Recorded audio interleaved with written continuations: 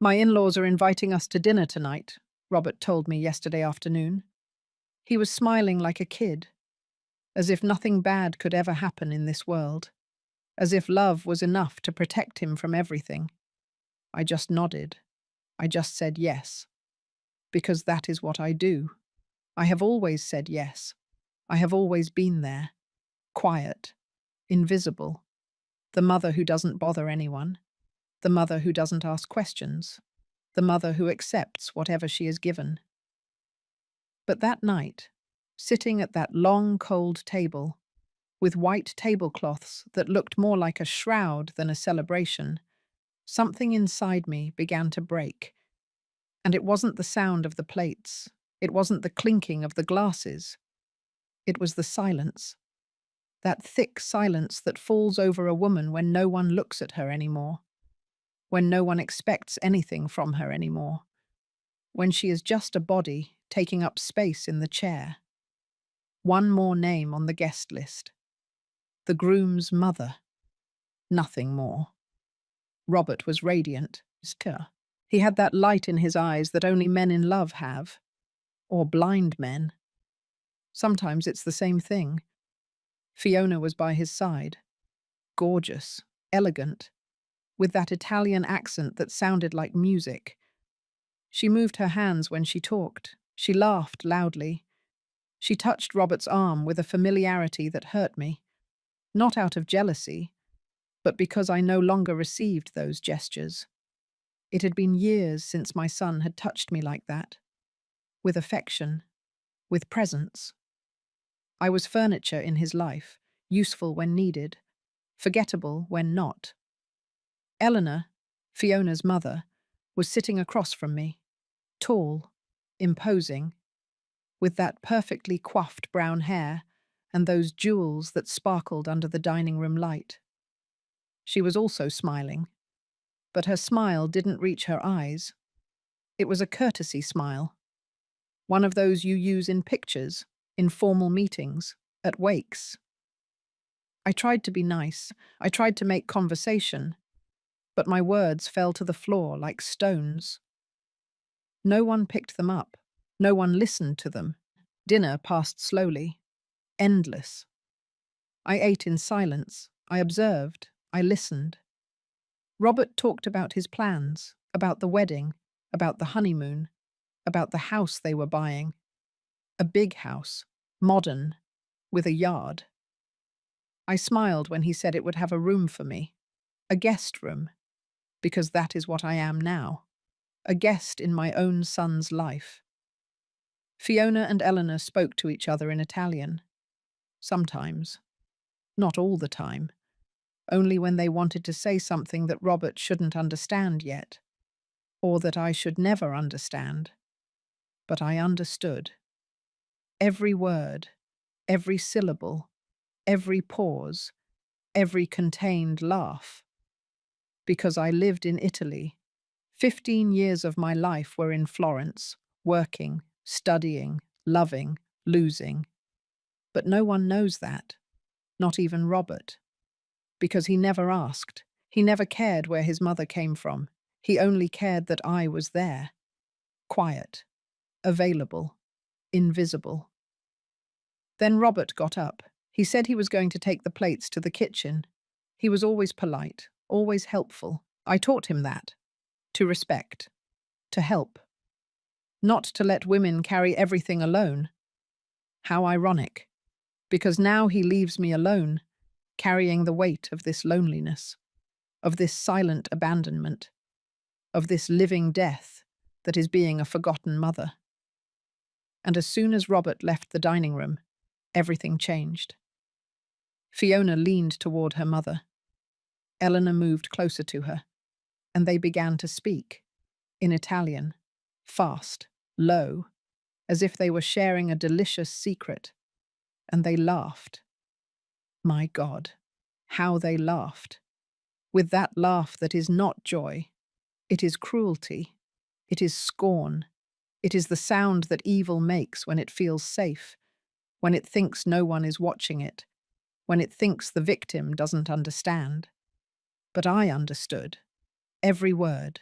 every insult, every mockery.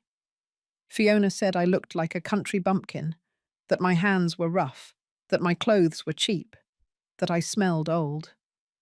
Eleanor laughed. She said it didn't matter, that soon I wouldn't be a problem, that after the wedding, Robert would do whatever they said, that men in love are easy to manage, that I would be sent to some nursing home, or simply forgotten, like an old dog that is no longer useful. And then they said something more, something that chilled my blood. Fiona said that Robert had a lot of money, more than she thought, that she had seen the documents, the bank accounts, the properties, everything. Eleanor asked how much. Fiona said a number. $200,000 in savings, a paid-off house, investments. Eleanor let out a low laugh. Deep, satisfied, she said that everything would go according to plan, that after the wedding they would transfer everything, little by little, without him realizing it. And when nothing was left, they would disappear, as they always did, as they always did. Those 3 words cut through me like knives, because they meant that this wasn't the first time, that my son wasn't the first, that there were other men, other victims, other broken hearts and empty accounts. And my Robert, my boy, my only son, was about to become one more. An anecdote they would laugh about at some other table, in some other country, with some other foolish man in love. I was still there, sitting, motionless, with my hands in my lap, with my gaze fixed on my empty plate. I didn't say anything. I didn't move. I didn't let my face reveal anything. Because I have learned to be invisible. I have learned to disappear. I have learned that women like me survive when they become shadows, when they stop existing for others, when they become nothing. But inside, something was waking up, something dark, something cold, something that had been sleeping for years, decades, a whole life of silence, of obedience, of acceptance. It was ending. Because a mother can bear anything, any humiliation, any pain. But she cannot stand still when they are going to destroy her son. She cannot remain silent when they are about to steal everything from him, his money, his future, his dignity, his life. Robert came back from the kitchen, smiling, oblivious, happy. He sat down next to Fiona. She stroked his cheek. She said something sweet to him in Italian, something about love, about the future, about eternity. He looked at her as if she were an angel, and I looked at them, at all 3 of them, at the 2 snakes and my lamb, and I thought about how easy it would be to say everything now, to shout, to reveal, to expose. But I didn't, because the moment was not right, because revenge is not a shout, it is a whisper, it is patience, it is strategy, it is waiting for the exact moment for the truth to fall like lightning and destroy everything. Fiona and Eleanor looked at me. For a second, their eyes met mine, and in that instant, I saw something in their faces. It wasn't fear, it was contempt. It was that absolute certainty that I was nothing, that I didn't matter, that I didn't understand, that I was just a silly old woman who would soon be discarded. And I let them think that. I let them believe they had won, that I was harmless, that I was invisible. But they didn't know. They didn't know who I was before I became this silent woman. They didn't know that I had survived worse things, greater losses, deeper pains. They didn't know that I had learned to speak Italian not in a classroom, but in the streets of Florence, in the markets, in the hospitals, in the cemeteries. They didn't know that every word they said, every plan they revealed, every cruel laugh they shared, was etched in my memory like fire on the skin. The dinner ended. We said goodbye. Eleanor gave me a kiss on the cheek. Cold. Empty. Fiona gave me a hug. Brief. Superficial. Robert walked me to the door. He asked me if I had liked the dinner, if I liked his in-laws, if I was happy for him. I said yes. To everything. Because that is what I am supposed to say. Because that is what they expect of me. The mother who doesn't cause problems. The mother who only nods. The mother who disappears when she is no longer needed. But as I walked to my car, under that dark, starless sky, I was no longer the same woman who had arrived. Something had changed. Something had broken. And something new was being born. Something they didn't expect. Something no one expected. Because silent women are not always asleep. Sometimes they are just waiting, observing, planning. And when they wake up, the world trembles. Robert was born in the spring, on a cold, rainy April day. I was 23 years old. I was young, I was strong, I was a different person. A person who no longer exists. A person buried under years of sacrifice and silence. When I held him for the first time, when I felt his warm weight against my chest, when I heard that cry that was pure, new life, I thought nothing bad could ever touch me. I thought love was enough. I thought being a mother was the strongest shield in the world. How wrong I was. His father left when Robert was 4 years old. There were no shouts. There was no violence. Just one morning he got up, made his coffee, looked at me with those empty eyes that hadn't really seen me for a long time, and said he was leaving, that he had met someone else, that he was sorry. But he wasn't sorry. Not really. Men who leave never feel anything, just relief, just the freedom of leaving behind what no longer serves them. And I stayed, with a small child, with a badly paid job, with an apartment that smelled of dampness and broken dreams. I worked at everything, cleaning houses, serving in restaurants, taking care of other people's children while mine waited alone at home. Robert grew up fast, too fast.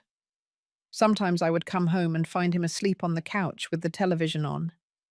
Other times he was awake, looking at me with those big eyes that silently asked why I was never there, why I was always late, why I was always tired. But I loved him. God knows I loved him. Every dollar I earned was for him, every extra hour, every double shift, every sleepless night. Everything was for Robert. So he would have clean clothes, so he would eat well, so he would go to school, so he wouldn't feel like he was lacking anything. Even if I lacked everything, even if I disappeared little by little, even if my youth was spent like a candle no one watches burn. When Robert was 12 years old, I got a better job, in an office. I didn't earn much, but it was stable. I could come home earlier, I could be with him, make dinner together, help him with his homework, watch movies on the weekends. Those were good years, quiet years. Robert was a good boy, studious, respectful. Sometimes he would ask me about his father. I would tell him he was far away, that he had his own life, that he had left us because he wasn't happy. Robert felt it. He didn't ask anymore. He learned early that there are silences that are better left unbroken. Years passed. Robert finished school. He went to college. He studied business administration. He got a job at a big company. He started earning well, much better than me. He bought a car. He moved to a bigger apartment. He invited me to dinner on Sundays. Sometimes he called me during the week. He would ask how I was, if I needed anything. I always said no, that I was fine. Not to worry, because that's what mothers do. They protect, even if it is from their own need. Then he met Fiona. It was 2 years ago, on a business trip to Miami. She worked at the hotel where he was staying. That's what he told me. That she was an events coordinator. That she was Italian. That she spoke 4 languages. That she was beautiful and intelligent. That he had never met anyone like her. I listened. I smiled. I said I was happy for him. But something in my chest tightened. Something told me this wasn't good, that this wouldn't end well. The first time I saw her was 3 months later. Robert brought her to dinner. Fiona entered my house like someone entering a place that doesn't deserve their presence. She looked around with those critical eyes. She barely touched my hand when I greeted her. She smiled, but it was a cold smile, a forced smile. Robert didn't notice anything. He was too busy looking at her, too lost in that enchantment that blinds men when they think they have found the perfect woman. During dinner, Fiona spoke little to me. She answered with one-word replies. She looked at her phone. She spoke to Robert in English, sometimes in Italian. Soft words, verbal caresses. He melted. I observed. I tried to find something genuine in her, something real, something that would justify the light in my son's eyes. But I found nothing. I only saw a calculating woman, a woman who knew exactly what to say, what to do, how to move, how to conquer. When they left, Robert hugged me. He told me he loved Fiona, that she was the one, that he had finally found someone special. I told him she seemed very nice, that I was glad to see him happy. I lied, because that is what mothers do when they know the truth is going to hurt, when they know their children aren't ready to hear, when they know they wouldn't believe them anyway. The following months were strange. Robert started visiting me less. The calls became shorter, more spaced out. He always had plans with Fiona. He was always busy. When I asked him how things were going, he only talked about her, about how wonderful she was, about how well they got along, about the places they went, about the perfect life they were building. I listened. I nodded. I swallowed the pain of being replaced, of becoming a secondary character in my own son's life. Then one day Robert came to my house with news. He was nervous, excited. He had that energy of men who are about to take a big step. He sat me down on the couch. He took my hands. He told me he had proposed marriage to Fiona, that she had said yes, that they would get married in 6 months, that he wanted me to be the first to know. I hugged him. I congratulated him. I told him I was very happy for him, and a part of me was, because he was my son, because I loved him, because I wanted to see him happy. But another part of me, a dark and deep part, felt fear. I felt that something was wrong, that all this was too fast, too perfect, too planned. I asked him if he had met Fiona's family. He said no, that they lived in Italy, that they would come for the wedding, that Fiona didn't have much contact with them because she had been travelling a lot for work, but that her mother Eleanor would come the following week, that she would stay a month to help with the preparations, that she wanted to meet me. And so it was. Eleanor arrived, tall, elegant, with that air of superiority that people who believe money is the only thing that matters have. She greeted me coldly. She sized me up with her eyes, like someone looking at an old piece of furniture and deciding whether it is worth keeping or throwing away. I tried to be nice. I tried to make conversation. I tried to build a bridge. But she wasn't interested. For her, I was invisible, insignificant. The poor mother of the groom, someone who had to be tolerated out of courtesy, nothing more. The months of preparation were a silent hell. I didn't participate in anything. Fiona and Eleanor decided everything: the venue, the decor, the menu, the music, the guest list. Robert asked for my opinion sometimes, but it was only out of obligation. Everything was already decided. I was just a name on the list. The groom's mother, sitting at some distant table, dressed in what they considered appropriate. Quiet, invisible, forgettable. But I observed. I saw how Fiona controlled Robert, how she pushed him away from me, how every time I called, she found a reason why he couldn't talk much, how every time I suggested something, she had a better idea, how little by little my son was becoming a stranger, someone I no longer recognized, someone who no longer needed me. And then that dinner arrived.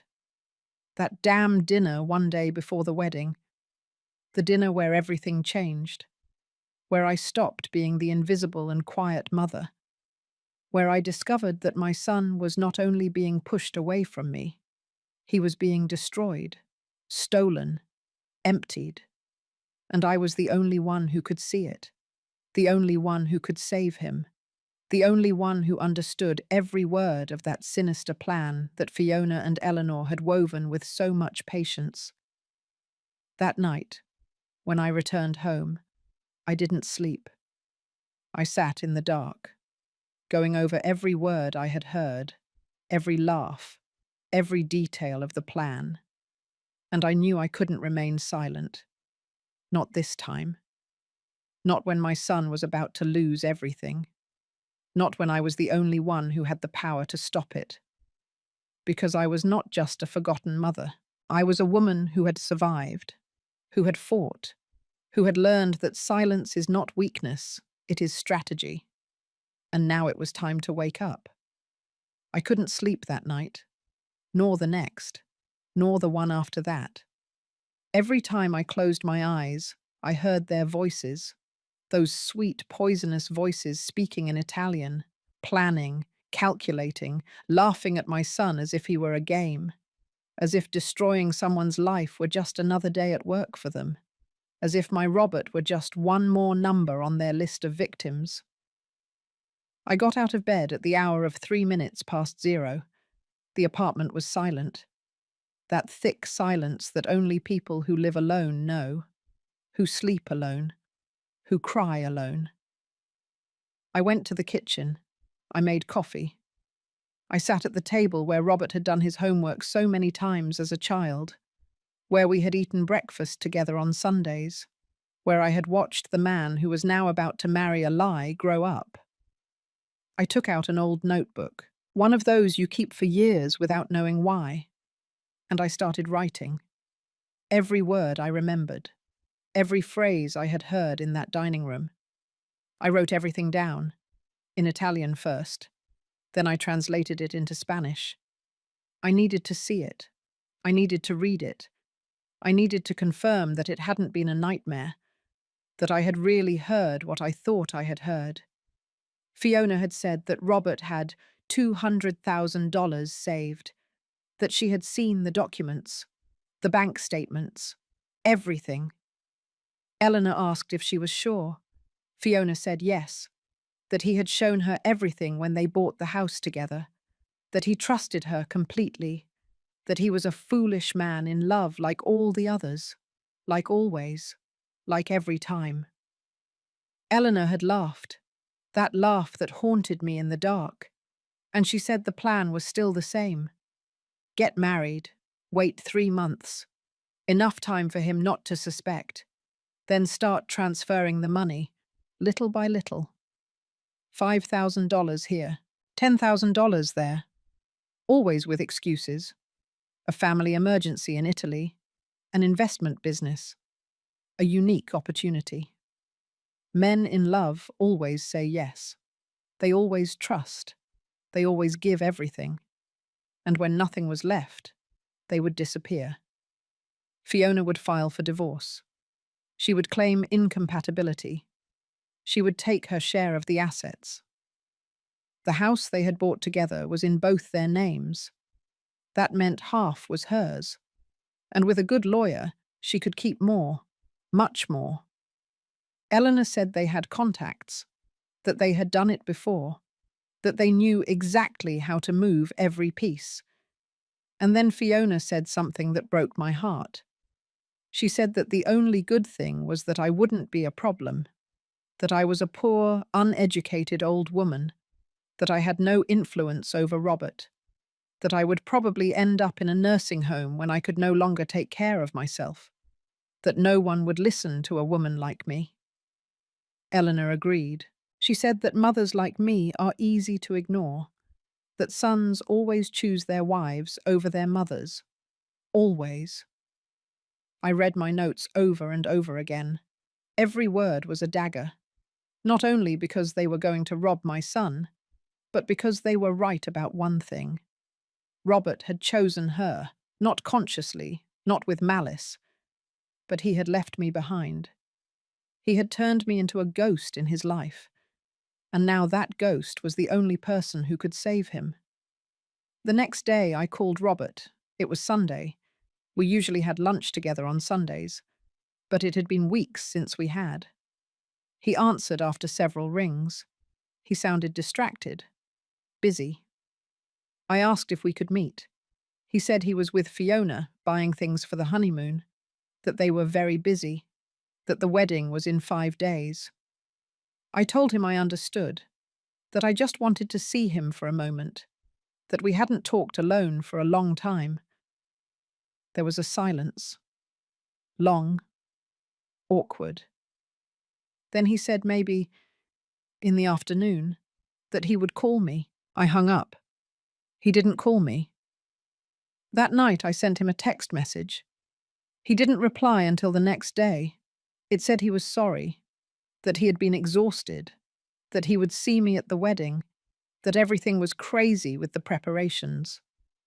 I read that message, and I knew I had already lost him, that Fiona had him completely, that I was just a nuisance to be kept at a distance. But I couldn't give up. I couldn't let this happen. So I did something I had never done, something I was ashamed to even think about. I went to the bank where Robert had his accounts. I didn't think I would achieve anything. I didn't have access to his information. I didn't have any legal right. But I knew one of the employees, Martha, an older woman who had worked there for 30 years. I had cleaned her house for years before getting my office job. We were friends, or something like it. I found her at her desk. She was surprised to see me. It had been a long time since we had seen each other. I told her I needed a favor, that it wasn't legal, that I would understand if she said no, but that it was for my son, that he was in danger. Martha looked at me with those tired eyes that people who have seen too much have. She asked me what I needed. I told her I just wanted to confirm how much money Robert had in his accounts. Nothing more. I didn't want to make any moves, just to know. Martha hesitated. She looked around. Then she sighed. She told me to wait. She went to her computer. She typed something. She frowned. She wrote something on a piece of paper and discreetly handed it to me. The number was worse than I thought. Robert had $240,000, not $200,000. $240,000. Years of work, of saving, of sacrifice. All there. Waiting to be stolen by 2 women who saw him as an ATM with feelings. Martha asked me if I was okay. I nodded. I thanked her. I left the bank with trembling legs. That afternoon I searched the internet. I spent hours reading about marriage fraud, about women who married men for money, about international schemes, about how they worked. The patterns were always the same. Beautiful women, foreigners, perfect stories, distant families, quick weddings, absolute trust. And then the disappearance, the divorce, the ruin.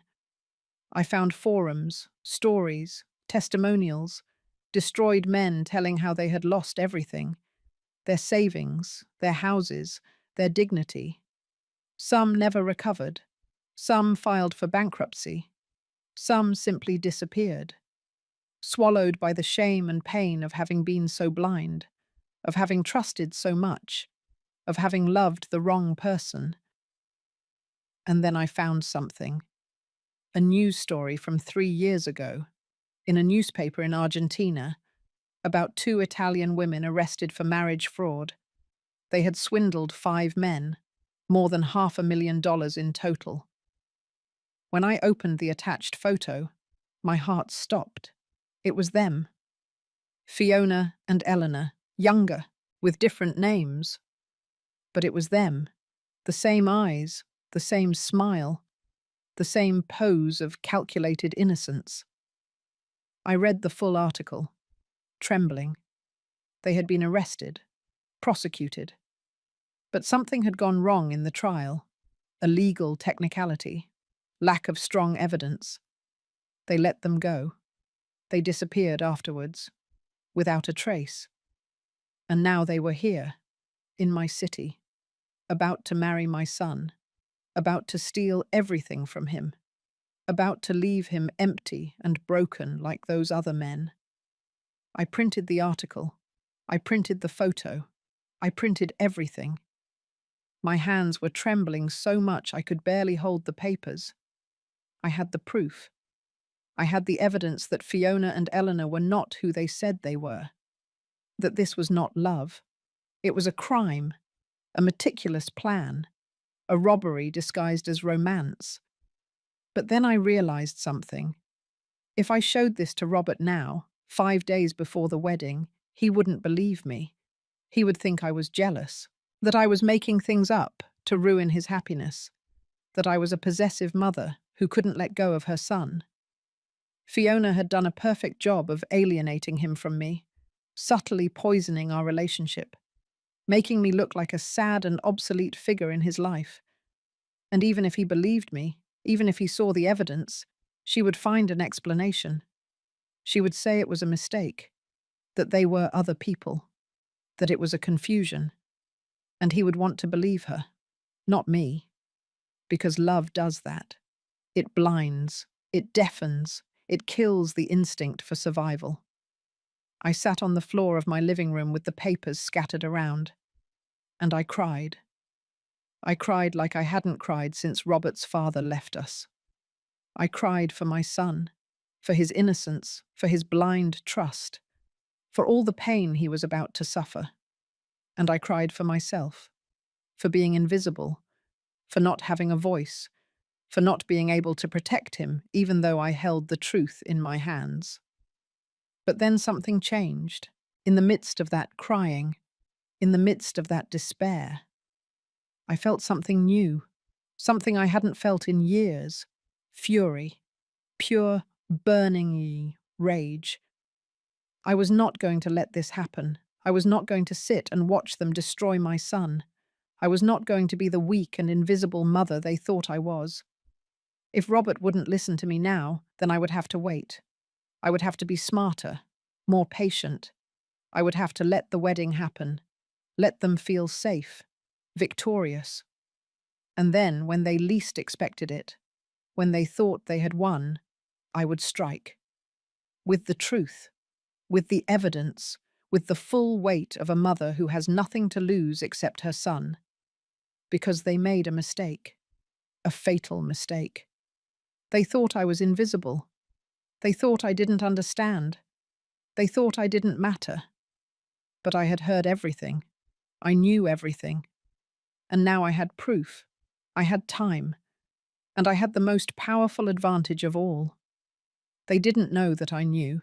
The next day, I called Alexandra, my only true friend, the only person in this world who had always been there. We met 30 years ago, working in the same factory. She was also a single mother. She had also been abandoned. She had also raised her children alone. We shared that silent pain that only women who have had to be both father and mother at the same time understand. Women who have had to be strong when all they wanted was to break down. Alexandra lives 3 blocks from my apartment, in an equally old building, equally sad. When I arrived, she was making tea, always making tea. She says it's the only thing that calms her nerves.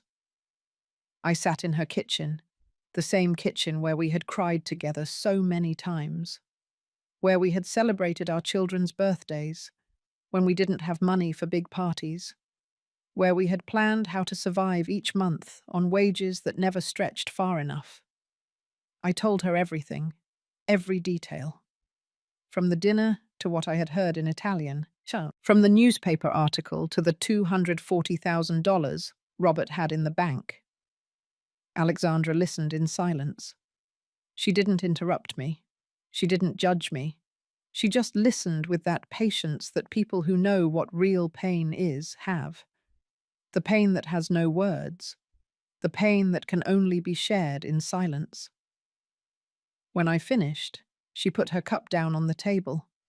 She looked at me with those tired but strong eyes, and she asked me what I was going to do. I told her I didn't know, that I had the evidence, that I knew the truth, but that Robert wouldn't listen to me, that they had him completely under their control, that if I tried to stop the wedding now, I would only make my son hate me, make him blame me, make him push me away forever. Alexandra nodded. Then she told me something I will never forget. She told me that mothers have always had to fight battles that no one sees, that we have always had to protect our children in ways they never understand, that sometimes love means doing things that break our hearts, things that turn us into the villains of their stories, but that a true mother does not seek to be loved. She seeks for her children to survive.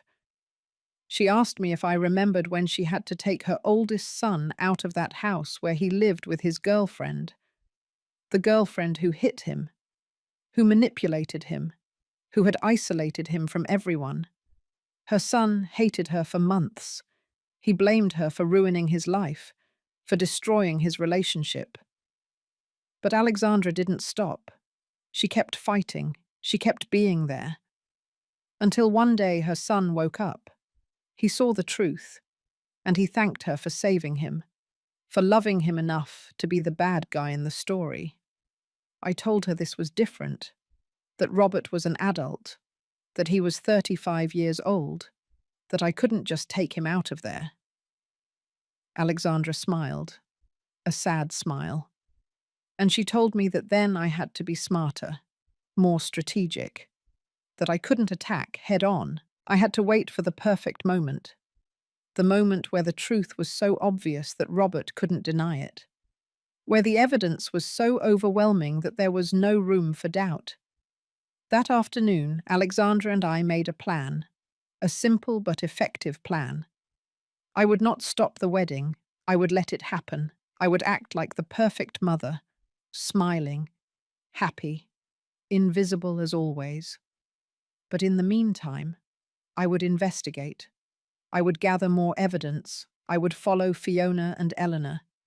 I would document every suspicious move, every conversation, every strange meeting. Alexandra knew someone, a private investigator. His name was Ted. He had been a police officer for 20 years before retiring. Now he worked independently. He did discreet investigations, surveillance, information gathering. Alexandra gave me his number. She told me I could trust him, that he was a good man, that he would understand my situation. I called Ted that very night. I explained everything to him. I told him I didn't have much money, that I only had my savings, $3,000 that I had saved for years for emergencies. Ted told me it was enough, that he would do what he could, that he understood what it was like to have a child in danger. He also had children. He also knew what it meant to protect them. We met the next day at a coffee shop near downtown. Ted was a man in his 60s, grey hair, face marked by time. But his eyes were sharp, attentive. The eyes of someone who had seen the dark side of people, who knew how to recognize danger, who knew when someone was lying. I showed him everything, the newspaper article, the photos, the notes of what I had heard at dinner. Ted read everything carefully. He took notes, he asked questions. He asked for addresses, full names, Details about Fiona and Eleanor, about Robert, about the wedding, about everything.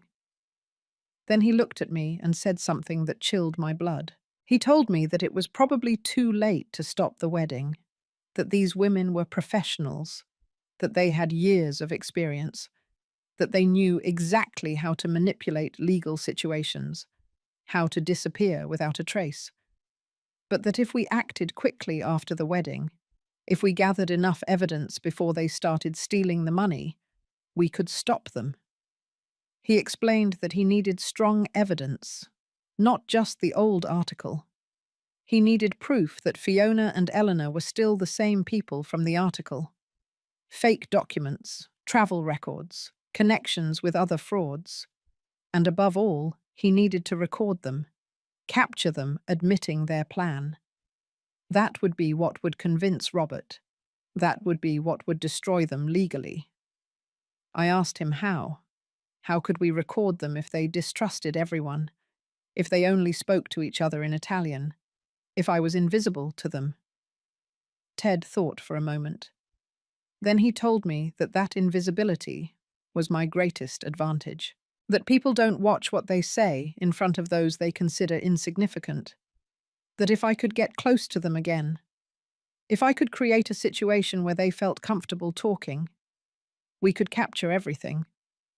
He gave me a small device, an audio recorder, the size of a lighter.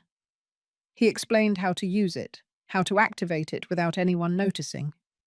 He told me to carry it with me always, that if any opportunity arose to be near Fiona and Eleanor, I should turn it on, to record everything, that it didn't matter if it was in Italian. We would translate that later. The important thing was to have their voices, their words, their confession. He also gave me his card. He told me to call him if I saw anything suspicious. Anything. Any strange movement, any out-of-place meeting. He would start investigating their backgrounds, to look for connections with other cases, to track their past. He promised me he would do everything possible to protect my son. When I left that coffee shop, I felt different. I was no longer just a desperate mother. I was a woman with a plan, with an ally, with tools. I was no longer alone in this battle. I had Alexandra. I had Ted. And I had something more important. I had purpose. I had a mission. Save my son, no matter the cost. The days before the wedding passed slowly and painfully. Robert barely called me. When he did, he sounded distracted, stressed. He said there were 1,000 things to do, that Fiona was nervous, that everything had to be perfect. I told him everything would be fine, that it would be a beautiful day. I lied, because I knew it wouldn't be beautiful. I knew it would be the beginning of his destruction. Fiona called me 2 days before the wedding. It surprised me. She never called me. She told me they needed me to arrive early on the day of the ceremony, that there was a family gathering beforehand. Only close family. Her, Eleanor, Robert, and me. She told me it was an Italian tradition, a family blessing before the wedding. I accepted. Of course I accepted. Because I knew that could be my opportunity. I told Ted. He told me that this meeting was perfect, to carry the recorder activated from the moment I entered, that it didn't matter how long it lasted, to record everything, that they would probably speak freely in Italian, believing I didn't understand anything, that was our golden opportunity. The night before the wedding, I didn't sleep.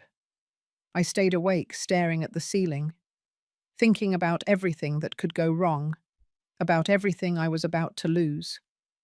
Because if this didn't work, if I couldn't stop them, I would lose Robert forever. Not just his money, not just his future. I would lose him, my son, the only person who had given me purpose in this life.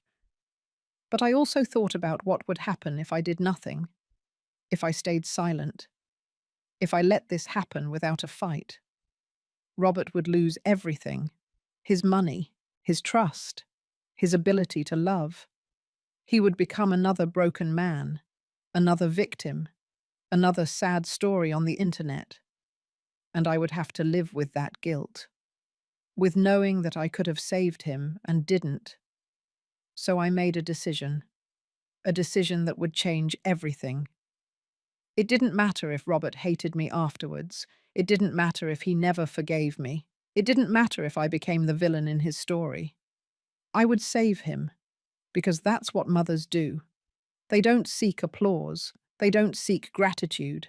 They seek for their children to survive, even if it means sacrificing themselves, even if it means disappearing, even if it means dying a little in the process.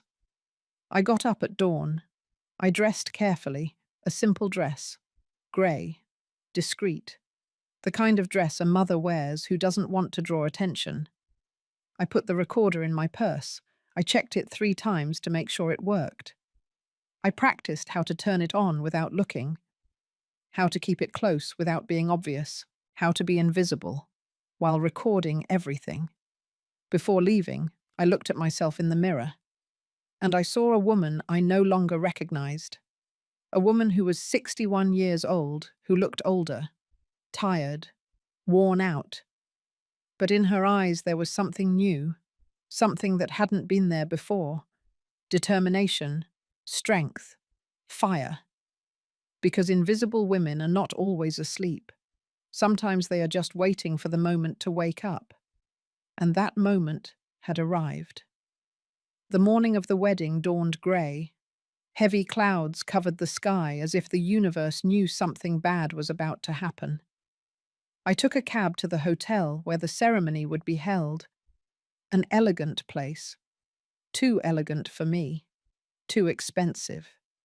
Too perfect. The kind of place where people who have money get married, or people who plan to steal it. I arrived 30 minutes before the agreed time for the family meeting. My hands were trembling. I had checked the recorder 5 times on the way. It was working. Hidden in my purse, ready to capture every word, every confession, every mistake Fiona and Eleanor might make. The receptionist directed me to go up to the 3rd floor. Suite 312. The bridal suite, where Fiona and Eleanor were getting ready, where we were supposed to have that family blessing, that Italian tradition that was probably another lie, another trick to maintain appearances. I knocked on the door. Eleanor opened it. She was wearing a cream-coloured silk robe. Her hair was perfectly styled, even though the ceremony was still hours away. She looked at me up and down, as always, with that barely disguised contempt. She let me in without smiling, without really greeting me. Just a nod, like someone letting in a person they have no choice but to tolerate. Fiona was sitting in front of a huge mirror. A makeup artist was working on her face. She saw me in the reflection. She raised a hand, a minimal greeting. Cold. She continued talking on the phone in Italian, something about flowers, about the decor. Her voice was sweet, charming, the voice of a happy bride, the voice of an accomplished actress. I asked about Robert. Eleanor told me he was in another room getting ready, that we would see him during the ceremony, that this meeting was just for the women of the family, to share an intimate moment before the big day. I nodded. I sat on a couch near the window. I discreetly took the recorder out of my purse. I placed it on my lap, covered by my shawl, activated, recording. The makeup artist finished and left. Fiona stood up. She admired herself in the mirror. She turned. She smiled. She was beautiful. I have to admit it. She was a beautiful woman, the kind of beauty that deceives, that seduces, that makes men forget to use reason, that makes my son give up his entire life without asking questions. Eleanor poured champagne. 3 glasses. She offered me one. I took it even though I didn't want to drink. I didn't want to cloud my mind. I needed to be alert, conscious, recording every second. But refusing would have been strange. It would have drawn attention. So I took the glass. I held it. I barely wet my lips. Fiona raised her glass. She made a toast, in Italian, to the family, to love, to the future. Beautiful words, empty words. Eleanor toasted with her. I did too, pretending I understood a few words, pretending I was just another excited guest, another happy mother, another fool who knew nothing. Then Eleanor locked the door.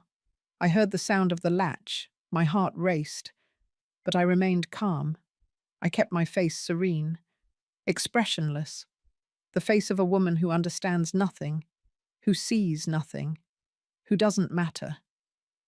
Fiona and Eleanor sat together on the couch across from me. They began to speak, in Italian, fast, confident, thinking I was just a piece of furniture, an object without ears, without a mind, without importance. And that's when everything changed, when they started to reveal more than they had planned. Eleanor asked if Robert had already signed the house papers. Fiona said yes, that everything was in both their names, 50-50, that the house was worth $300,000, that when they divorced, she would keep half, $150,000, plus the $240,000 from the accounts, that in total it would be almost $400,000. Eleanor laughed. She said it was the best job they had done so far. Fiona said Robert was perfect, naive, in love, controllable, that he never suspected anything, that he believed every word she said, that it was pathetic how men became stupid when they thought they had found true love. Eleanor agreed. She said all men were the same. That ego was their weakness, that they felt special when a beautiful woman chose them, that they never wondered why. Then they talked about me. Fiona said I was the only problem, but a minor problem, that I had no influence, that Robert had barely called me, that after the wedding he would see me even less, that I would eventually disappear from his life completely. Like all annoying parents, like all useless people. Eleanor said it was better that way, that old mothers always cause problems, that it's better to cut them off from the beginning, that Robert was already learning to prioritize his wife over his mother, that that was exactly what they needed. A man without ties, without family to ask questions, without anyone who could interfere when they started moving the money. I was still there, sitting, motionless, with the hidden recorder capturing every word, every laugh, every detail of their diabolical plan. My heart was beating so fast I thought they might hear it. But I kept my face empty, my gaze lost, as if I was thinking about something else, as if I didn't understand anything they were saying. Fiona looked at her watch.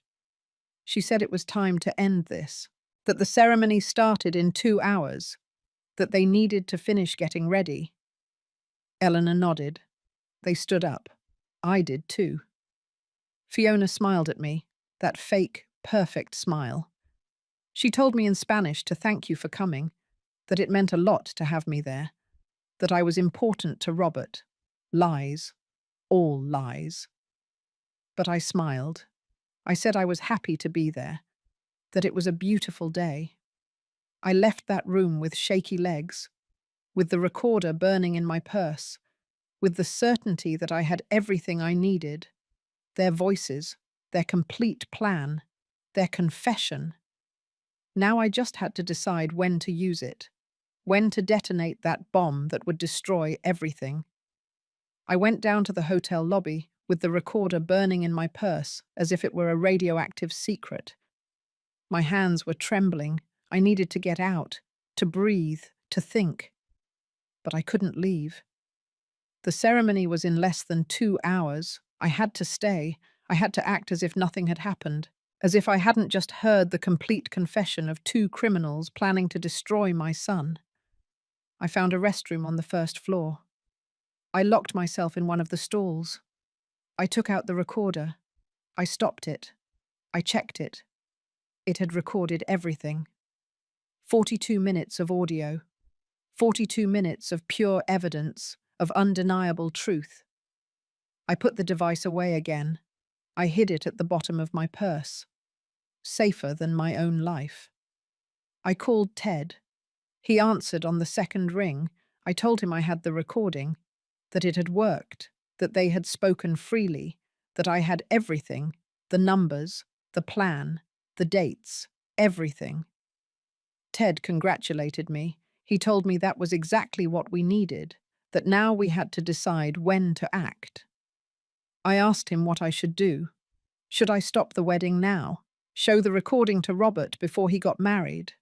Before it was too late? Ted was silent for a moment. Then he told me something I didn't expect. He told me no, that if I stopped the wedding now, Fiona and Eleanor could escape. They could deny everything. They could say the recording was manipulated, that it was a misunderstanding, that I was making things up because I didn't want my son to get married. He explained that we needed something more. We needed evidence that they actually tried to steal the money, not just words, actions, bank movements, transfer attempts. That would sink them legally, that would make it impossible for them to escape. He told me to let the wedding happen, to wait, to watch, that as soon as they tried to move the money, I should call him. Then we would act. I hung up feeling empty. I knew Ted was right, but the idea of seeing my son marry that woman, of seeing him promise eternal love to someone who only wanted to destroy him, of remaining silent while he handed over his life to a lie. It was unbearable. It was like watching an accident in slow motion, like knowing someone is going to die and not being able to scream, not being able to warn, not being able to stop anything. I left the restroom. I went up to the hall where the ceremony would be. People were already arriving. Elegant guests, well-dressed, smiling, oblivious to everything. Soft music was playing in the background. White flowers decorated every corner. Everything was perfect. Everything was beautiful. Everything was a lie. I found my seat. Table 7, far from the altar, far from the head table, where the people who don't matter sit. The filler guests, the names on the list who are only there out of obligation. I sat alone. No one came to greet me. No one came over to talk. I was the groom's mother, but I was invisible, forgotten, irrelevant. The music changed. The wedding march began. Everyone stood up. I did too. Robert entered first, my son, my boy, nervous, happy, with that smile that broke my heart. Because it was the smile of someone who believes their life is beginning, who doesn't know it is actually ending. Then she entered. Fiona, walking arm in arm with Eleanor because she didn't have a father to give her away. Or so she said. She was dressed in white. Of course. The dress was long, elegant, perfect, like everything about her, like the whole lie she had built. The guests sighed. They murmured how beautiful she looked. I only saw a thief, a predator, a snake wrapped in lace. Robert looked at her as if she were a miracle, as if he couldn't believe his luck. Poor thing. He didn't know it wasn't luck. It was a trap, a calculated plan, a hunt where he was the prey and had already fallen into the net. The ceremony began. The officiant spoke of love, of fidelity, of commitment. Beautiful words said in a grotesque context. Because there was no love there was no fidelity. There was no real commitment. There was only acting. There was only fraud. There was only evil disguised as romance. When it came time for the vows, I felt like I was drowning. Robert promised to love her forever, in sickness and in health, for richer and for poorer. How ironic. Soon there would only be poverty, because she would take everything. Fiona also said her vows. Her voice was soft, emotional, perfect. Tears adorned her cheeks, rehearsed tears, empty tears. The officiant declared them husband and wife. They kissed. The guests applauded.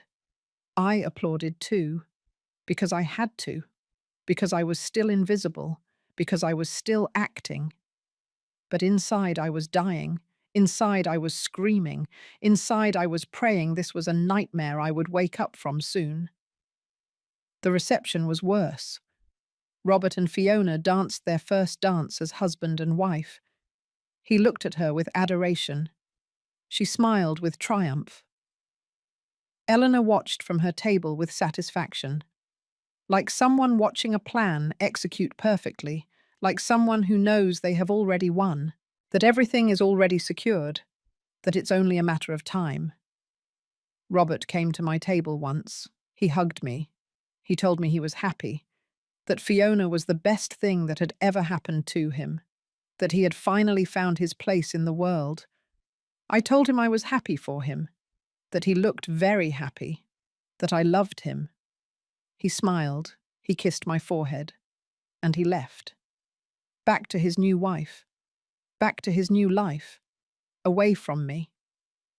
Fiona never approached my table, not once. Eleanor didn't either. I was air. I was a shadow.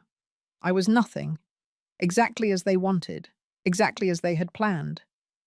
While they celebrated, while they toasted, while they laughed with the guests, I remained seated, observing, waiting, mentally recording every detail, every gesture, every knowing glance between mother and daughter. The party ended around midnight. Robert and Fiona left in an elegant car toward the airport. Honeymoon in Italy. 2 weeks, Rome, Florence, Venice. Places I knew, places where I had lived, but they didn't know that. That was my secret, my weapon, my invisible power. I took a cab back home. The apartment was dark, cold, silent.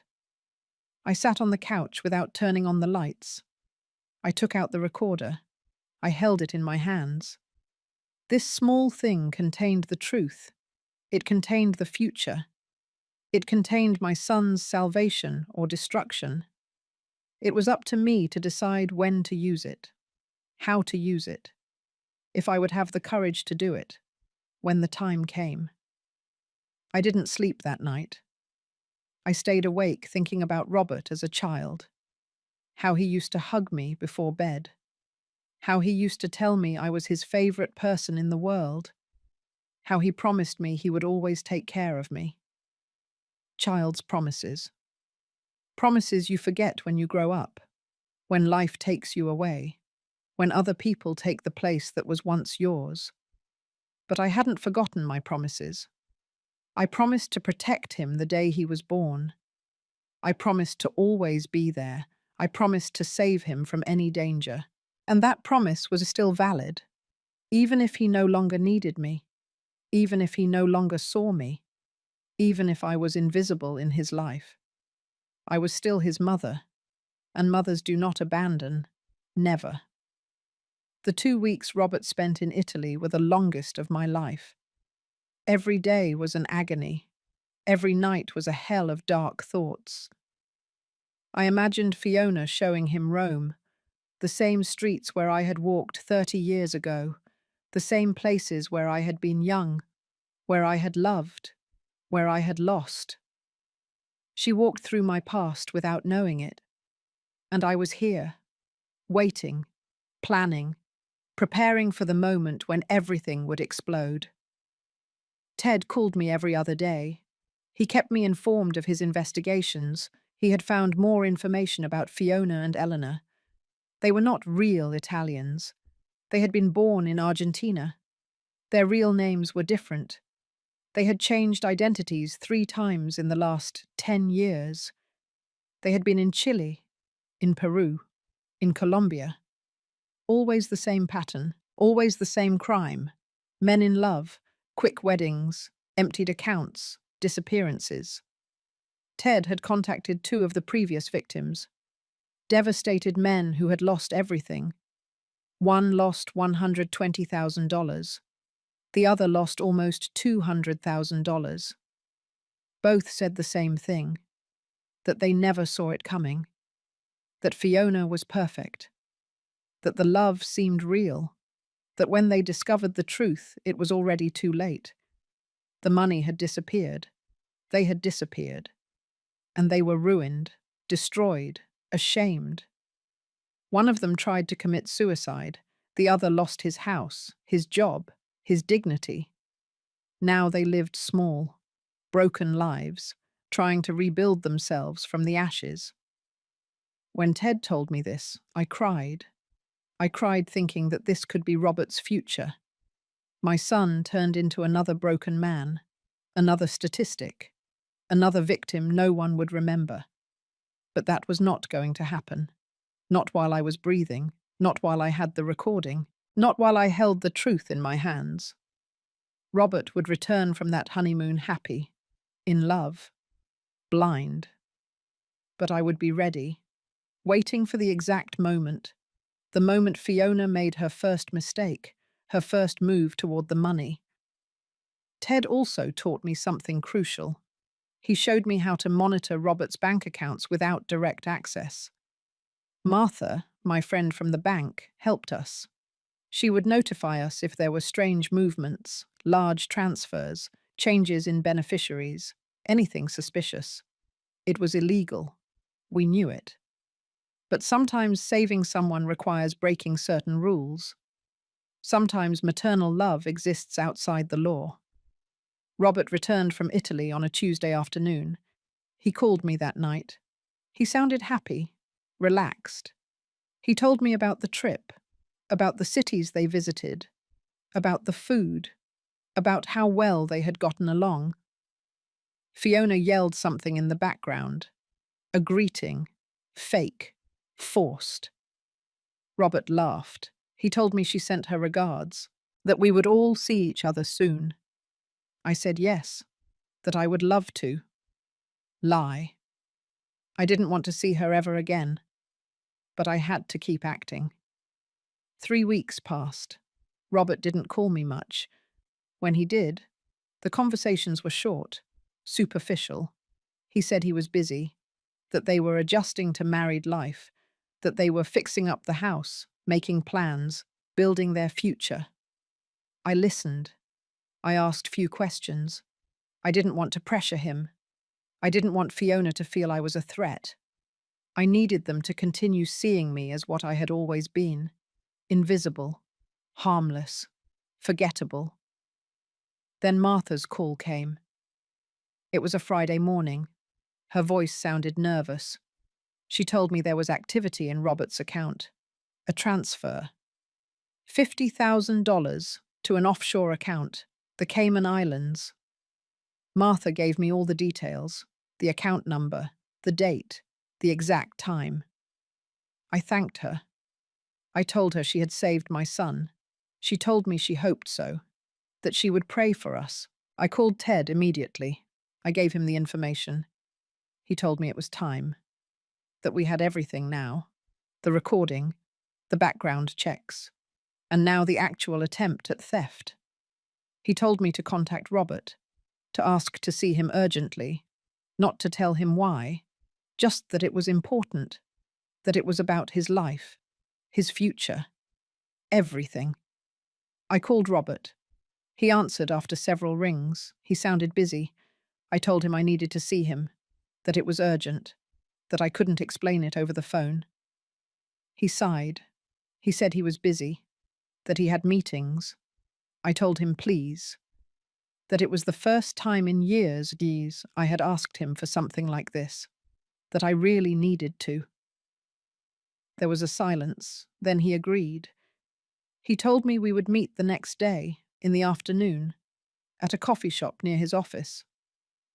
That night I prepared everything, the recording on a flash drive, the documents Ted had compiled, the newspaper articles, the photos, the statements from the other victims, everything organized, everything ready to be shown, to be revealed, to destroy the lie that had enveloped my son for 2 years. I didn't sleep. I stayed up rehearsing what I would tell him, how I would begin, how I would explain that I had been investigating, that I had recorded a private conversation, that I had violated his privacy, his trust, how I would make him understand that everything I had done was out of love, for protection, for that maternal instinct that cannot stand still when its child is in danger. I also thought about how he would react, if he would believe me, if he would get angry, if he would think I was crazy, jealous, making things up. I knew Fiona had done a perfect job of alienating him from me, making me look like a problematic mother, possessive, unable to let go of her son. Robert probably already had that image of me in his head. Fiona had probably already planted those seeds of doubt. But I had something stronger than her manipulations. I had the truth. I had proof. I had Fiona's voice confessing her plan. I had the bank movements. I had everything. And the truth always wins. Eventually. Painfully. But it wins. Saturday arrived. I dressed carefully. I put all the documents in my purse. I put the flash drive with the recording in a special pocket, close to my heart, as if it were the most valuable thing I had. And it was. It was my son's salvation. It was the end of the nightmare. It was the moment when I would stop being invisible. I took the bus to the coffee shop. I arrived 30 minutes early. I ordered a coffee that I didn't drink.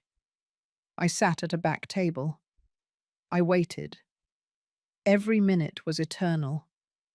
Every second brought me closer to the moment when everything would change, where my relationship with Robert would break or be saved, where I would become his heroine or his enemy. There was no middle ground. There was no turning back. Robert entered exactly at the agreed time. He saw me. He walked toward me. He looked tired.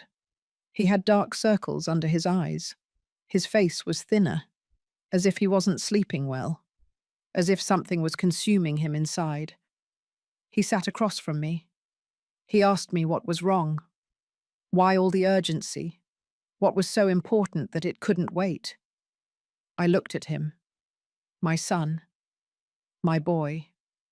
Now a 35-year-old man who thought his life was perfect, who thought he had found love, who didn't know he was married to a criminal. I took a deep breath. I took the flash drive out of my purse.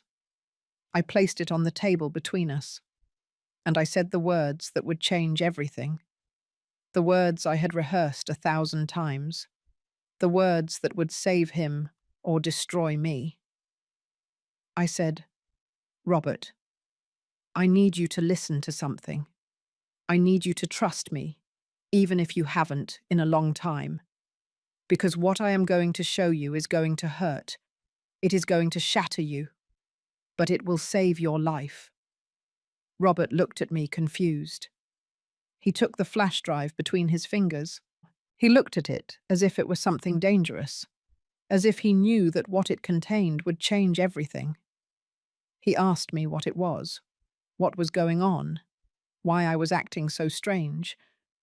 I told him I needed my computer, that he had to listen to something, that after that, everything would make sense. I took my old laptop out of my purse. I turned it on. My hands were trembling so much I could barely hold it. Robert kept looking at me. There was something in his eyes. Worry, fear, as if a part of him already knew that what was coming was terrible. I inserted the flash drive. I opened the audio file. Before playing it, I looked at him one last time. I told him I loved him, that I had always loved him, that everything I had done was to protect him. He shifted, nervous. I said the recording was in Italian. that I understood every word, that I would explain everything to him afterwards. But that first, he needed to listen. I pressed play. The voices of Fiona and Eleanor filled the space between us, clear, sharp, confessing everything.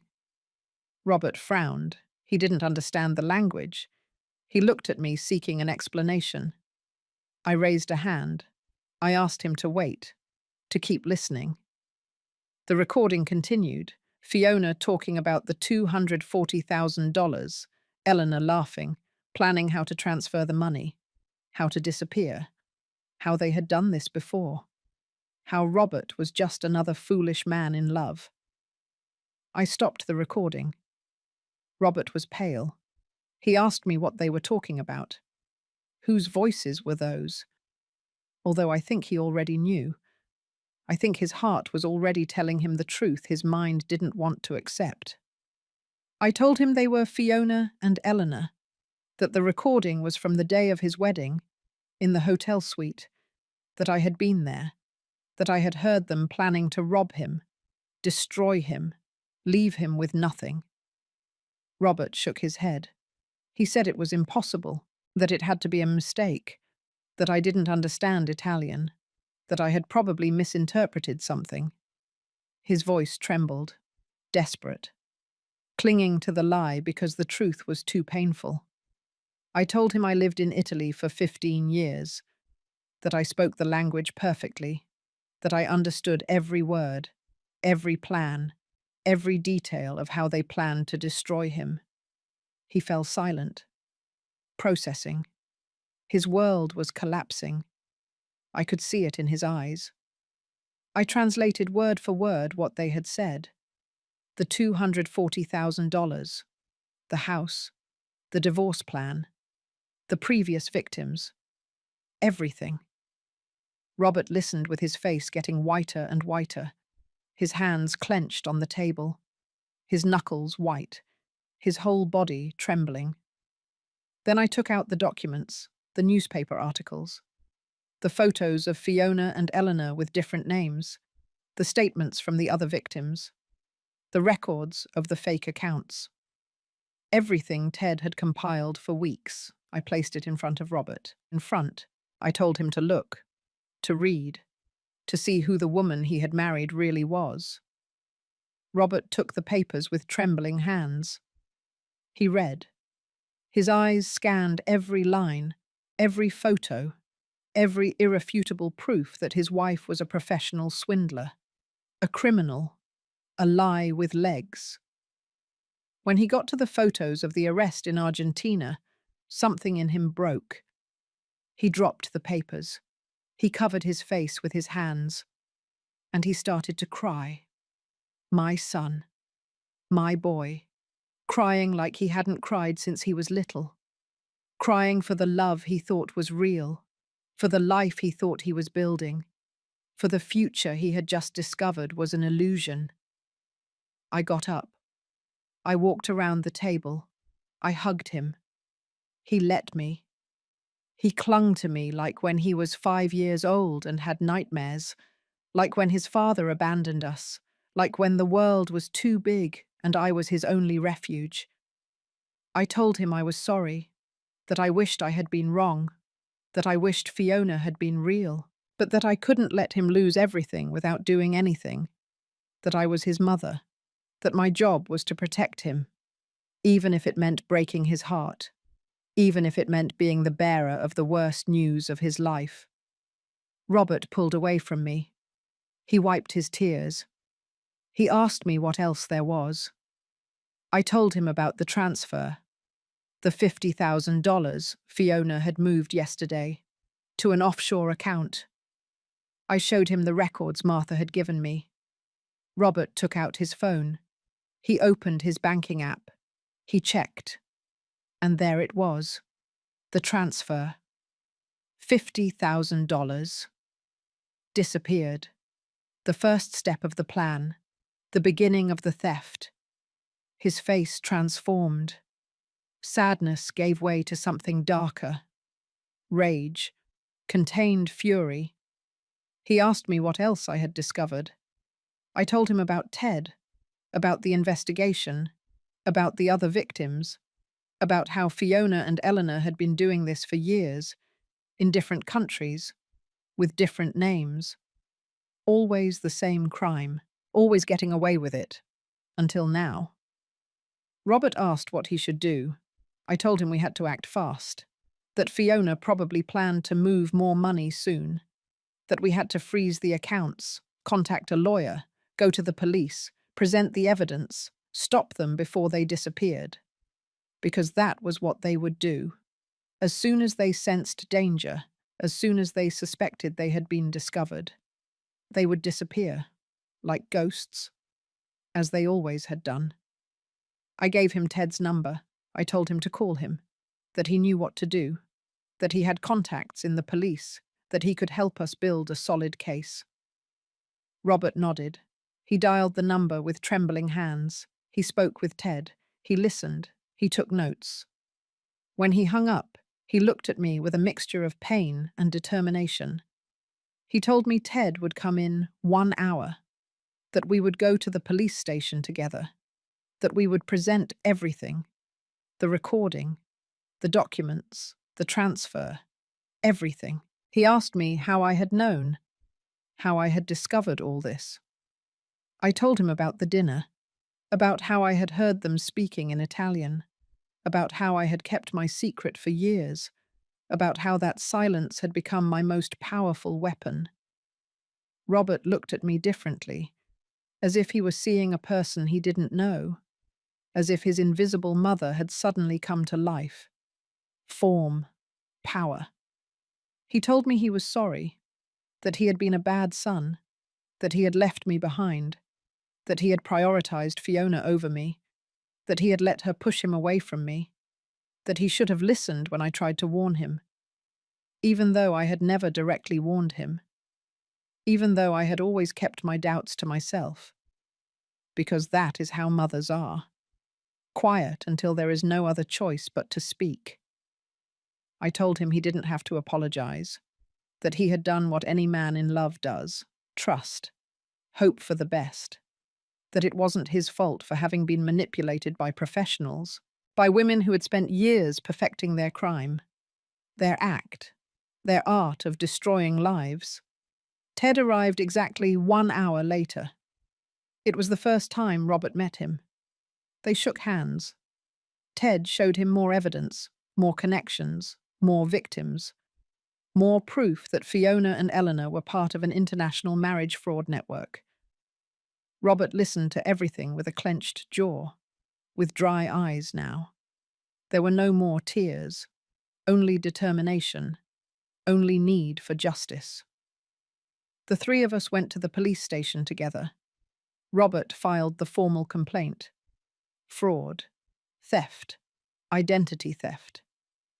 The detectives listened to the recording. They reviewed the documents. They contacted Interpol. They discovered that Fiona and Eleanor had outstanding arrest warrants in 2 countries, that they had been on the run for years, that they had finally been found. Thanks to a mother who refused to remain silent, to a mother who turned her invisibility into her superpower. The detectives said they would arrest Fiona and Eleanor that very night. Robert gave them the address of his house, the house he had bought dreaming of a future that never existed. The detectives told him not to go back there, to stay somewhere else, that they would handle everything. Robert nodded. He looked at me. He asked me if he could stay with me, in my small, old apartment. I said yes. Of course, yes. Always yes. That night, Robert slept on the couch in my apartment, the same couch where he had slept so many times as a child, where he did his homework, where we watched movies on Sundays. He was back. Broken, destroyed, but back. And I was there, as I had always been, as I always would be. I couldn't sleep. I stayed awake in my bedroom listening to his uneven breathing. I knew he wasn't really sleeping. I knew he was lying there in the dark, processing everything.